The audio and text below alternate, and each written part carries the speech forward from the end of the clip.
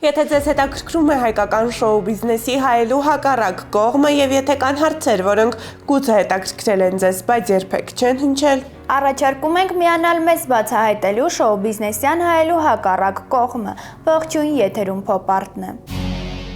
Այսօրվա մեր հյուրն է երգչուհին, ում ընդամենը մի քանի քայլ պակասեց ամիսներ հետո Հայաստանը Եվրատեսիլ միջազգային մրցույթում ներկայացնելու համար։ Մասնակցելով Եվրատեսիլի հայաստանյան մրցույթին նա քայլ առ քայլ առաջ գնաց, հասնելով մինչև կիսաեզրափակիչ փուլ, ինչով էլ սակայն ավարտվեց նրա ճանապարհն այդ մրցույթում։ Իր գործունեության ընթացքում նա մասնակցել է բազմաթիվ երաժշտական մրցույթների, սակայն դրանցից որևէ մեկում նրան հաղթել չի հաջողվել։ Սակայն ինչպես ինքն է նշում, այդ մրցույթների ընթացքում նա հասցրել է ձեռք բերել մեծ շրջապատ գիտելիքներ եւ վայելել հանդիսատեսի սերը։ Այսօրվա մեր հյուրը երգչուհի Սյուզաննա Մելքոնյանն է։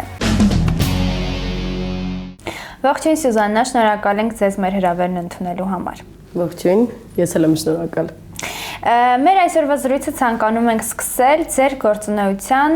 թերևս ամենաթարմ կետից։ Խոսքը դեպի Եվրատեսիլ մրցույթի մասին է, որը ավարտվեց ամիսներ առաջ։ Թեև մրցույթին դուք ցանկություն չունեիք մասնակցելու, սակայն համենայն դեպս ձեր մտերիմների խոսքը իր դերը կատարեց եւ այնուամենայնիվ դուք մասնակցեցիք եւ անցաք նախընտրական փուլը։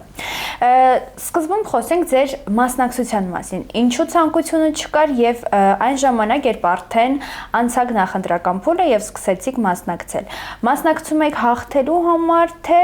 այդ մրցույթում ձեր տեղը, դիրքը թողնելու եւ ինչու՞ չէ ձեզ նաեւ հիշեցնելու համար։ Հանդիսատեսին։ Շատ բովանդակալից հարցեր էին, փորձեմ հերթով անդրադառնալ։ Նախ ինչու՞ չէի ուզում մասնակցել։ Սա իմ կյանքի առաջին մրցույթը չի եղել, որին ես ունենալու էի որևէ մասնակցություն։ Պարզապես ինձ մոտ եկավ մի շրջան, որ ես հոգնեցի որպես սկսնակ արտիստ մասնակցություն ունենալ տարբեր հեռուստանախագծերին։ Բայց իր ֆորմատով, քանի որ առաջինն էր մեր երկրում եւ առաջինը միշտ հետաքրքիր է լինում, հա, առաջին եթերաշրջաններ շատ քիչ սկսեց հետաքրքրել ու ավելի շատ մտերիմների խորհրդով ես հաճախեցի, որպեսզի հետո ես ինքս ինձ չմեղադրեի,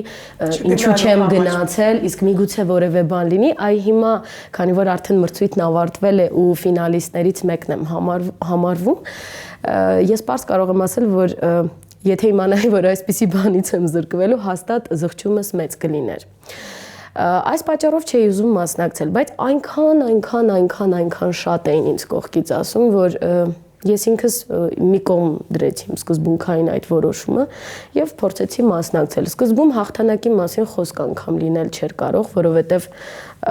ուզում էի հասկանալ ինչ է կատարվում։ Եվս մի մրցույթ իմ կյանքում, որտեղ երիտասարդ սկսնակ արտիստուհին պետք է բեմ բարձրանա որոշակի ասելիքով։ Կրկին համոզի ժյուրի անդամներին ցույց տա, որ կարող է այդ բոլոր կետերը, որը պարբերաբար, չգիտես ինչու 16 տարեկանից սկսած իմ կյանքում անընդհատ լինում է։ Երևի սա էր պատճառը սկզբանե, որ չի ուզում մասնակցել, բայց առաջին փուլից հետո հասկացա, որ շատ հետաքրքիր նախագիծ է եւ իմ կյանքում առաջին մրցույթն էր, որը այդքան ուժեղ մասնակիցներով էր լեցուն։ Եվ երևի դա էր պատճառը, որ հետս հետո ավելի հետաքրքրեց նախագիծը ու ինչքան գնում էիր առաջ, այնքան ավելի շատ արդեն ընթացքում դու փորձում էիր հաղթանակին հասնել։ Ու այստեղ շատ մեծ է ֆակտորը հենց Ինգայի, ում խմբում ես երկրորդ փուլից արդեն ում խմբում հայտնվեցի ու ով ինձ վստահեց, ընտրեց ու հետագայում էլ ավելի շատ վստահեց։ Հետագայում քայլ առ քայլ դուք հասաք դեպի կիսաեզրափակիչ փուլ, օգնեցիք Ինգային, Ինգան օգնեց ձեզ եւ առաջ քայլեցիք։ Սակայն հաղթել ձեզ չհաջողվեց ամեն դեպքում։ Եվս մեկ անգամ չհաջողվեց։ Պատճառը այս դեպքում հեռուստադիտողների քիչ քվեներն էին, սակայն պետք է նաեւ հիշեցնենք այն փաստը, որ միաժամանակ ժյուրի գնահատականում դուք երկրորդ հորիզոնականն եք զբաղեցնում։ Այս մասին խոսելով դուք նշել եք, որ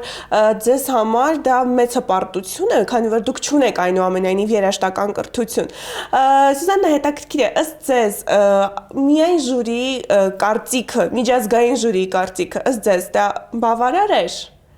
Չէ՞ որ այնուամենայնիվ հաղթանակից ձեզ մեկ քայլ էր պակասում։ Գիտեք, երկու տեսանկյունից կարելի է այս հարցը դիտարկել, ինչու։ Ինձ համար որպես մասնակից, որպես բեմում գտնվող մարդ։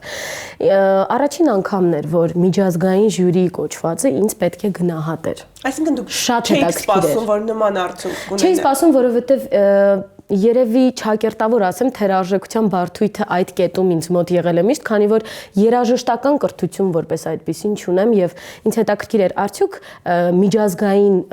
մասնագետների համար, դրսի մասնագետների համար դա այդքան կարեւոր փաստ է, որովհետեւ ցավոք սրտի մեզանում այսօր ավելի շատ սկսում են գնահատել այդ ֆակտորը ունեցող արտիստներին եւ բարբերաբար լինելով նմանատիպ իրավիճակներում ես սկսեցի մտածել միգուցե միջազգային ժյուրին չբավականեցնի դա։ Բայց արի ուտես, որ անկեղծությունը, էներգետիկան, այն ինչը որ կա քո հոգում, դա ավելի շատ գնահատվեց, քան ուղղակի իմանալ դո ռեմի, որը պետք է իմանալ պրոֆեսիոնալիզմին հասնելու համար։ Այս տեսանկյունից ինձ համար դա շատ կարևոր էր, բայց ինչ վերաբերում է հանդիսատեսի քվեներին, երբեք դու չես կարող միանշանակ այդ հարցին պատասխանել։ Ես մեկ անգամ այս հարցի շուրջ նշել եմ, որ միգուցե իմ հանդիսատեսի ու հեռուստադիտողի քվեն հասանելի չէր այն իմաստով, որ եկեք պատկերացնենք կենցաղային հայկական մեր սովորական ավանդական վիճակը։ Մարդը տանը նստած հեռուստաէկրանների առջև դիտում է, շատ երկրպագում է, բայց ցավոք սրտի ես այս տեսանկյունից եմ դիտարկում, ոչ բոլոր հեռուստադիտողները կարող են քվեն հասանելի դարձնել, ինչու՞ չէ նաև սոցիալ կենցաղային իրավիճակից ելնելով։ Եվ շատ այսպես հոգեբանական, սոցիալական իրավիճակներում ես ինքս ինձ համար խորացել եմ այս հարցի շուրջ եւ իմ դրական կողմերը վերցրել եմ այս հարցի հետ կապված։ Մեկ անգամ նշել եք նաև, որ միգուցե ձեր շրջապատն այդքան մեծ չէր, որքան որ մնացածինը։ Նշել եմ, չեմ ժխտում, գիտեք, միշտ նմանատիպ որևէ իրավիճակում հայտնվելուց առաջ քեզ թվում է դու ունես շատ մեծ շրջապատ, ունես շատ մեծ կապեր, ծանոթներ լինելով բեմի մարդ, բայց երբ հայտնվում ես նմանատիպ իրավիճակներում եւ շատ մարդկանց հետ համեմատում ես քեզ, դու հասկանում ես, որ դու իրականում ունես համեստ շրջապատ։ Եվ հենց այս իմաստով եմ ես սա ասել։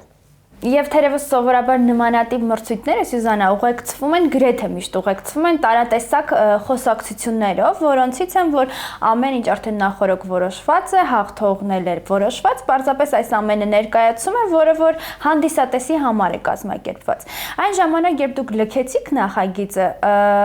ձեր, հա, այսպես ասած լքելն էր բավական խոսակցությունների առիթ դարձավ եւ մարդիկ նշում են, որ արդար չէ, որովհետեւ շատ մարդիկ ձեզ հենց տեսնում են հաղթողի դերում։ Եվ մեկ անգամ ձեր հարցազրույցներում խոսելով արդար կամ արդար չլինելու մասին նշել եք, չեմ կարող ասել արդար էր թե ոչ անձնական պատճառներից ելնելով։ Ես չեմ կարող ասել, որ մարդիկ չեն քվեարկել։ Միգուցե սոցիալական, ինչպես քիչ առաջ նշեցիք, սոցիալական վիճակի պատճառով չեն կարողացել հասանելի դարձնել իրենց ձայնը։ Սյուզանա, որքան էլ որ այսպես եք նշում, բայց համենայն դեպս տպավորությունն է, որ ինչ որ միջափով դուք էլ համաձայն չեք այդ արդյունքի հետ, այն ամենի հետ, ինչ այնտեղ կատարվում է, պարզապես, ինչպես նշեցիք, ինչ-ինչ պատճառներից ելնելով դուք լռում եք։ Փորձեմ պատասխանել ձեր հարցին, որը բազմիցս հարաբերություններ չփչացնել այն հեռուստաընկերության հետ, որի հետ որ նշել եք, որ պատրաստում եք համագործակցել։ Անշուշտ պատրաստում եմ համագործակցել եւ պետք է նշեմ, որ իմ կյանքում առաջին անգամն էր, որ հանրային հեռուստաընկերության հետ առնչվում եմ առհասարակ եւ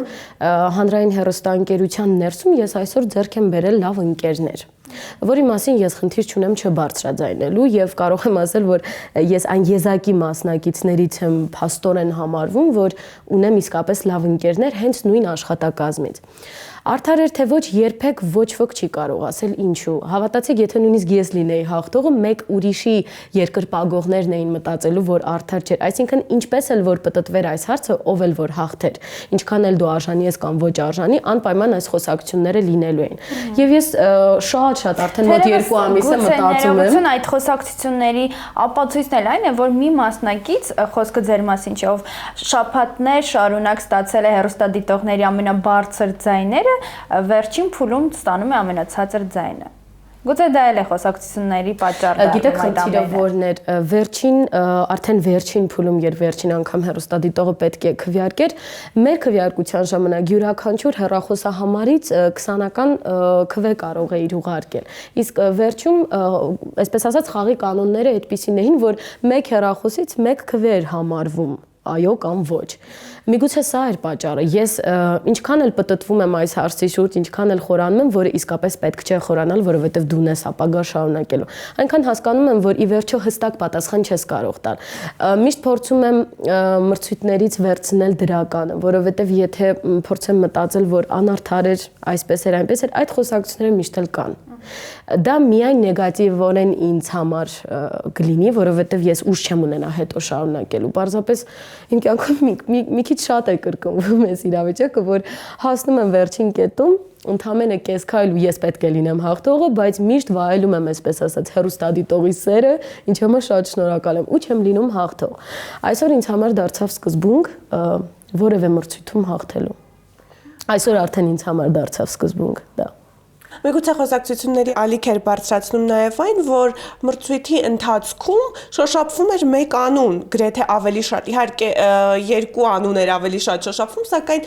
կոնկրետ հաղթողի անունը տարբեր բլոգերների եւ լրագրողների կողմից շատ էր շահարկվում։ Գիտեք, ես չեմ կարող այս հարցին պատասխանել, որովհետև ես իրավունք չունեմ միանշանակ որևէ բան ասելու, քանի որ ինքս էլ տեղյակ չեմ որևէ բանից կոնկրետ։ Իսկ ինչից որ տեղյակ չեմ, ես միանշանակ չեմ կարող դա ասել։ Լավ, իսկ եթե հարցին նայենք այս տեսանկյունից, եթե չունենայիք քայլեր հետագայում հանրայինի հետ անցնելու, այս կերպ կպատասխանեիք հարցին։ Միանշանակ, որովհետև սա կապ չունի մեկը մյուսի հետ։ Ես ականատեսն եմ եղել բոլոր այն էմոցիոնալ ապրումների, որ ունեցել է իմ ընկերուհին Արծվիկը, բոլոր ձեր թվարկած այդ խոսակցությունների հետ կապված ու հավատացեք, ինձանից շատ որևէ մասնակից դա չի տեսել, որովհետև մենք մրցույթի շրջանակներում ընկերացանք եւ որպես գոլեգաներ եւ որպես ընկերներ ու ես ականատեսն եմ եղել այդ ապրումների, որը չէր կարող ոչ մի կերպ ձևական բնույթ ունենալ, հա, եւ այսպես մարդով եկել է դրսից ու մեկը ինչ որ մի բան փորձել է մեկնաբանել, մյուսներն արդեն վերցրել են, որովհետեւ նա եկել է դրսից։ Հասկանում եք,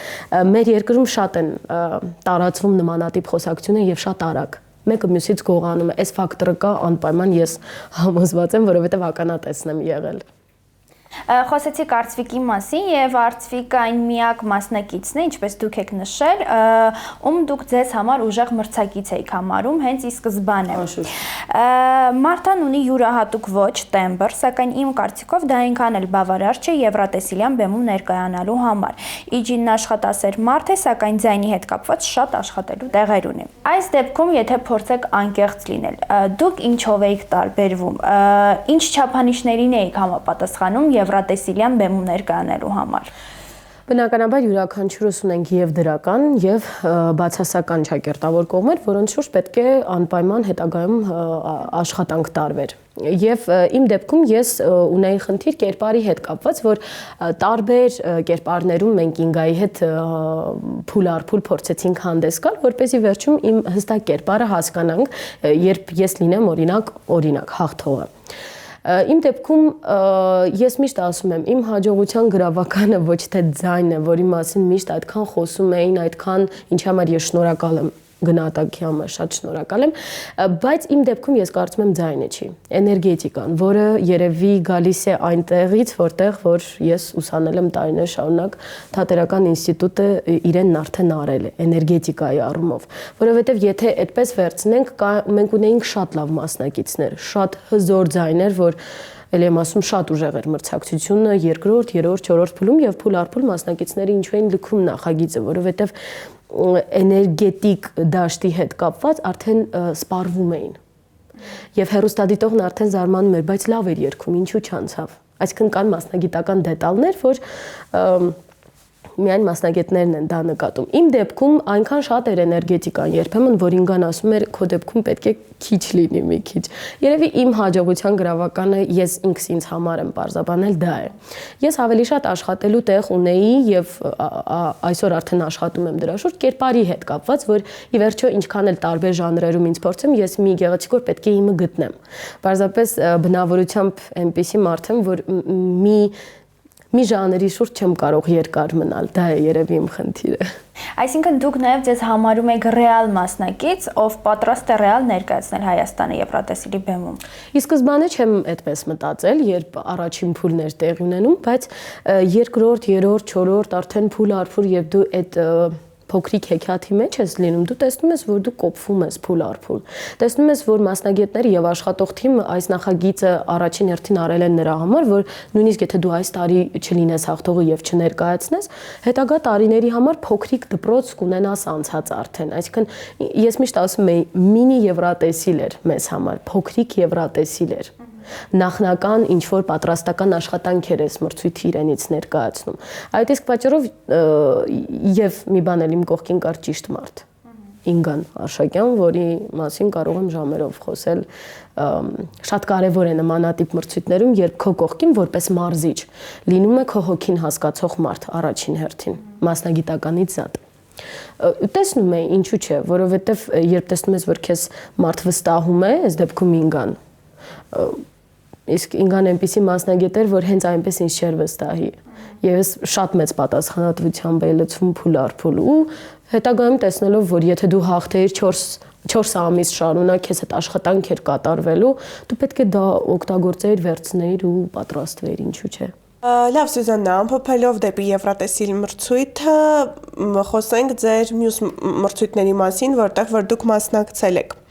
Բազմաթիվ մրցույթների եք մասնակցել տարիների ընթացքում, Հայ Սուպերստար 4, X Factor 3, Հայաստանի ձայնը, սակայն մինչ Հայաստանի ձայնը նախագծին մասնակցել է, ձեր կյանքում եկել է մի շրջան, երբ որոշել եք, որ դուրս գաք երգարվեստից եւ լքեք բեմը։ Դա 6 տարի առաջ էր։ 6 տարի առաջ։ Հետաքրքիր է, ինչ պայմաններում եկաք այդ եզրահանգման, անձնական խնդիրներն էին պատճառը, թե ուղղակի հասկացաք, որ այնուամենայնիվ այս ոլորտում ինքնուրույն հաստատվել եւ որևէ արդյունքի հասնել ինչ որ չափով դժվար է։ Ինչ որ չափով դժվար չէ, կարծես թե անհնար է։ Դա 6 տարի առաջ էր, երբ աղջիկ, դեռահաս աղջիկ, ով սովորում է եւ մասնագիտություն է փորձում ձեռք բերել հենց արվեստի բուհում, որը իր հերթին բարդ է դժվար։ Միջբուհական տարբեր փառատոների ընթացքում գրավելով գրանպրիներ, արժանանալով գրանպրիներին, ես այնուամենայնիվ որոշեցի դադար ունենալ։ Կարող եմ այսօր արդեն մեկնաբանությունը տալ հետևյալ կերպ։ Ես երևի դեռահասին բնորոշ ինչ-որ թափանցիկ որոշումներ կայացրեցի այդ ժամանակ, որովհետև եւ անձնականներ, եւ ընտանեկաններ, եւ ուսանողական կյանքներ բուրըն, խոչընդոտներով լի, դժվարություններով լի, այսինքն ամեն ինչ մրցույթներից հետո, դպրոցն ավարտելուց հետո, բուհում ուսանելու ընթացքում այնքան շատ էր իմ կյանքում, որ դեռահասին բնորոշ հոգեբանությունը երևի շատ քիչ էր այդ ամենը մի անգամից ընկալելու համար։ Ու մի մրցույթ կար, որի մասին անձնական պատճառներից ելնելով չեմ ուզում այսօր բարձրաձայնել, այդ մրցույթում ինձ ուղղակի ասացին, որ ես շատ մեծ աշխատանք պետք է կատարեմ, որպեսզի կարողանամ բեմ բարձրանալ, եւ դա այնքան ինձ խոցեց, այնքան, որ ես միանգամից վերաբերմունքս կոտրված մարդու վերաբերմունք էր։ Այսօր շատ եմ ինձ մեղադրում, որ ինչու ես այդ ժամանակ դա պրոֆեսիոնալ մասնագետի կողմից։ Այո, դրսի մասնագետի կողմից էր, որը եւ պրոֆեսիոնալ էր որոշ հարցերում, բայց հոգեբանական հարցերում ոչ այնքան։ Որովհետեւ էլի եմ ասում, մասնագետը բեմի մարդու հետ կապված, առաջինը պետք է տեսնի հոգին։ Այս դեպքում խոսքը ձեր ձայնային տվյալների մասին էր, թե կերպարի, խաղի։ Ես այդքան հիմա չեմ հիշում, որովհետեւ մանկական ինչ-որ մտածելակերպով աղջնակ էի այդ ժամանակ բեմում։ Երևի հասարակ ինչ-որ մի բան կար իմ մեջ այդ ժամանակ, այսինքն ոչ թե հասարակ բուն իմաստով, այլ կոմպլեքսներն էին շատ, որոնք ստիպում էին ինձ լինելու հասարակ բեմում։ Այսինքն իմ դեռահաս բառը ես հենց այնպես չասացի քիչ առաջ։ Շատ վախկոտ աղջնակ էի ժամանակին, շատ։ Եվ այդ ժամանակ իմ կայացրած որոշումը այդ մոտ 10 ամիս ես բեմ չբարձրացա, բուհում կազմակերպվում էին տարբեր միջոցառումներ, որ ինչպես ինստիտուտի, այսպես ասած, դեմքը չի երգում եւ այլն այդ տարիներին, ես այսպես կտրուկ հրաժարվում էի։ Մարդիկ եղան, որոնք հասկացան, մարդիկ եղան, որոնք նեղանում էին անձնական պատճառներից եւ շահերից դրդվելով, բայց ինձ պետք էր այդ դադարը, որպեսզի ես հետո այսպես բավականին մտածած։ Առաջին քայլերը հետո ինչպես եղան, ինչպես մեկ օր արթնացաք ու հասկացաք, որ այնուամենայնիվ երգարվեստին պետք է Սյուզաննան։ Նախ ասեմ, որ երբ այսպես կտրուկ որոշում էի կայացրել, առաջին իմ համակուրսեցիներն էին, որ շոկ ապրեցին, որովհետև իրենք ինձ սատարող մարդիկ են եղել ու Հայտարարվեց միջբուհական փառատոն, որը Սլավոնական համալսարանն էր կազմակերպում, որը կոչվում էր Ուսանողի ձայնը։ Այդ ժամանակ նոր էր, առաջին եթերաշրջանն էր եղել Հայաստանի ձայնը մրցույթի, դրանից հետո Սլավոնական համալսարանը որոշել էր նույն բանը ուսանողների շրջանակներում կազմակերպել։ Եվ յուրաքանչյուր բուհից 1-ից 3 մասնակից պետք է ներկայանար եւ ներկայացներ տվյալ բուհը։ Ու այսպես մեր ուսխորհրդի նախագահն, որը իմ համակուրսեցին էր, եկավ ու հրամայական տոնով ասաց դնում ես մի կողմ քո այդ կոպիտ ասված կապրիզները ու պետք է անպայման թատերական ինստիտուտը դու ներկայացնես։ Բազմաթիվ վեճերի արդյունքում ես այսպես սկզբունքայինորեն չէի ուզում, բայց ներքուստ հասկանում էի, որ ես արդեն կարոտել եմ։ Ես արդեն չեմ կարողանում եւ իմ ագրեսիվությունը այդ կարոտից է գալիս ու հենց այդ մրցույթով ես այսպես կարելի ասել երկար դադարից հետո որը մեկնարկը տվեցի մեկնարկայում։ Սյուզաննա, առհասարակ հայկական շոու բիզնեսում եւ ոչ միայն հայկական շոու բիզնեսում երգիչ երգչուհիները բաժանվում են երկու տիպերի՝ մրցութային եւ ոչ մրցութային։ Ձեզ իհարկե կարող ենք դասել հենց առաջին տիպի մեջ։ Դուք մրցութային երգչի եք եւ թերևս հենց դրանից է տպավորությունը եւ կարծես թե հենց դա այդպես է, որ եթե մրցույթներ չլինեն Հայաստանում, Սյուզաննա Մելքոնյանը պարզապես կորում է հանդիսատեսի աչքից։ Ինչպես նշեցինք, այս տարիների ընթացքում դուք բազմաթիվ մրցույթների եք մասնակցել, սակայն դրանցից դուրս դուք որևիցե մի գործունեություն չեք ծավալել, այսպես ասած։ Ինչով է դա պայմանավորված։ Ֆինանսական գուցե խնդիրներն են, գուցե մրցակցությունը կամ Դուք շատ ճիշտ մեկնաբանեցիք, ես էլ եմ շատ երկար մտածել այդ հարցի շուրջ, առհասարակ եթե չլինեին մրցույթները, միգուցե չլիներ Սյուզաննա Մելքոնյան անունով երգող մարդը բեմում, որովհետև իմ առաջին բեմելը հենց մրցույթում է եղել, երբ ես բացահայտեցի, որ ես գիտեմ երգել ու սիրում եմ դա եւ դա ինձ դուր է գալիս։ Շատ ճիշտ հնչեցրեցիք հարցը, որ եթե չլինեին մրցույթները, ես երևի թե պարբերաբար եթերում չէի հայտնվի։ Առաջինը բնականաբար ֆինանսը իրենն անում է, որովհետև եթե դու ուզում ես որակյալ բան ներկայացնել, դա առելի ֆինանսների հետ է կապված։ Ու իմ կյանքում այնպես է ստացվել, որ երբ դպրոցն եմ ավարտում, անպայման մրցույթ է լինում, երբ բուհն եմ ավարտում, մրցույթ է լինում, երբ կարևոր ինչ-որ իրադարձության եմ պատրաստվում, հայտնվում է մրցույթ կոչված իմ կյանքում, շատ խառնաշփոթ իրավիճակներում են մրցույթներն իմ կյանքում լինում։ Եվ մրցույթներից ինձ ոչ միայն մասնագիտական արժեքներ եմ ես կարողացել ձեռք բերել, այլ նաև ճանաչումը, որը շատ կարևոր է։ Այսօր իհարկե կան շատ երգիչներ, ովքեր պարբերաբար նկարահանում են տեսահոլովակներ, անընդհատ տարբեր մամլոասունիչներում։ Բայց ճանաչումն էլ չէ, որ ժամանակի խնդիր է, այսպես ասած։ Եթե այսօր այդքան էլ չէ։ Այսօր դու կարող ես նկարանել տեսահոլովակ, լավ գովազդով այդ տեսահոլովակը ապահովել եւ 2 ամսում մաքսիմում դառնալ հայտնի համենայնիվս քո երկրում։ Բայց ձեր դեպքում դուք չեք նկարահանում տեսահոլովակ, մասնակցում եք միայն մրցույթների։ Եվ իմ հաջողությունը երևի թե սրանում է հենց։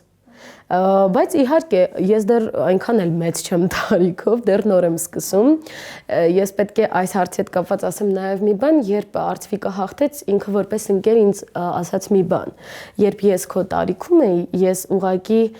երջանիկ մարդ կլինեի, լինել քո պես ճանաչված ու սիրված իմ երկրի կողմից։ Մեր տարիքային տարբերությունը բավականին մեծ չասեմ, բայց կա, այսինքն ես փոքր եմ իրենից ու այդ նախադասությունները ես պարբերաբար հիշում եմ, որ այսօր կան իհարկե արտիստներ, որոնք նկարահանում են իհարկե տեսահոլովակ, բայց կարող է այդքան չընդունվեն հանդիսատեսի կողմից, ինչպես որ ունեք իմ ընկերները շատերը, ովքեր մրցույթներում եղել են եւ այսօր ակումբային կյանք են վարում ու ոչ պակաս սիրված է։ Փորձեմ հակադարձել ձեզ, կա նաեւ այս ամենի հակառակ կողմը։ Արտիստ, դերասան, դերասանուհի կամ երգիչ, որը չի անում ոչինչ, սակայն ինչ որ տեղ, ինչ որ ձև փորձում է աչքի ընկնել եւ ակամայից նա դառնում է լրատվամիջոցների քննարկման թեման, միգուցե նաեւ այդ համացանցի շնորհիվ։ Դուք միտումնավոր չեք ակտիվ լինում կամ չգիտեմ, ինչ որ տարեր օգտագործում PR-ի, որպեսզի դուք էլ դասվեք նրանց շարքին, կամ նույնիսկ ձեր մրցույթի մասնակիցներից Իջինը, ով հայտնի դարձավ Հայաստանում Եվրատեսիլ մրցույթից հետո, պարզապես նրա ինչ որ չափով կերպարը, չէ, լուսանկարները ազժոտаж ստեղծեցին նրա անվան շուրջ։ Այսպես ասեմ, յուրաքանչյուրը ունի իր հաջողությանը հասնելու իրեն բնորոշ ֆակտոր։ Մեկն ունի ձայն, մյուսն ունի էներգետիկա, մյուսը ունի կերպար, ոչ ավելին, այն մյուսը ունի գեղեցիկ աչքեր, Նայած ով, որտեղ, երբ, ինչ արտիստ, ես երբևէ չեմ փորձել անկեղծ ասած որևէ մեկի հետ համեմատվել կամ ինչ-որ շարքերին դասվել կամ չդասվել։ Ես ունեմ ինձ համար որոշակի կետեր սկզբունքային, որ նախ լինելու բանը անպայման լինում է։ Եթե դա քեզ տրված է, ինքը անպայման կլինի։ Մեկ այլ բան է, եթե դու շտապում ես եւ փորձում ես մյուսի հետ ոտք մեկնել, այսպես ասած։ Ես երբևէ միտում չեմ ունեցել։ Երկրորդ, ես իմ Facebook-յան էջում եւ Instagram-ի էջում շատ ակտիվ եմ, որովհետեւ այս ամենի մի մասնիկն եմ փոքրիկ։ Եվ այն անձնական նամակները, որոնք միշտ ինձ հղում են մարդիկ, ես փորձում եմ այդ նամակներին պատասխան տալ նմանատիպ նորություններով, որովհետեւ շատ մարդիկ մտահոգված են ու այսօր ինձ գրում են դուք միգուցե հիասթափվել եք, միգուցե եւ այլն, եւ ես պատասխանում եմ շատ կարճ։ Եթե լինեի հիասթափվող մարդ, տարիներ առաջ իմ առաջին մրցույթից հետո ես չէի շարունակի։ Պարզապես ես գիտեմ, որ յուրաքանչյուրն ունի իրեն տրված ժամանակը։ Եվ պետք չէ շտապել, պետք է աշխատել ու անդադ աշխատել, որպեսզի հասնես քեզ տրվող ժամանակին։ Եվ ինչպես փորձն է ցույց տվել, ձեզ չի հիասթափեցնում, որ դուք այս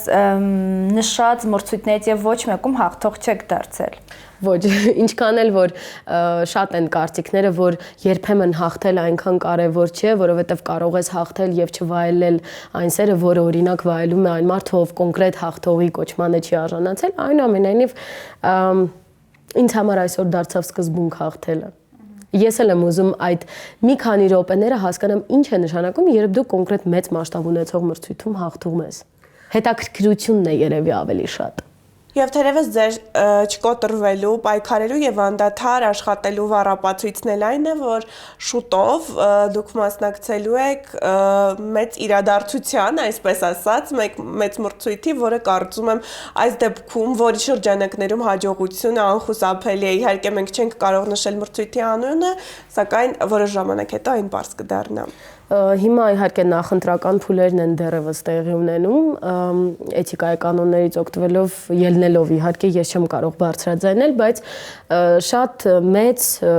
պատասխանատվությամբ եմ պատրաստվում, որովհետև այս տեսակ մրցույթ իմ կյանքում դեռ չի եղել։ Աստծո կամոք, եթե ստացվի այն ինչի համար, որ մենք պայքարում ենք, անպայման հեռուստադիտողը եւ հանդիսատեսը կիմանան։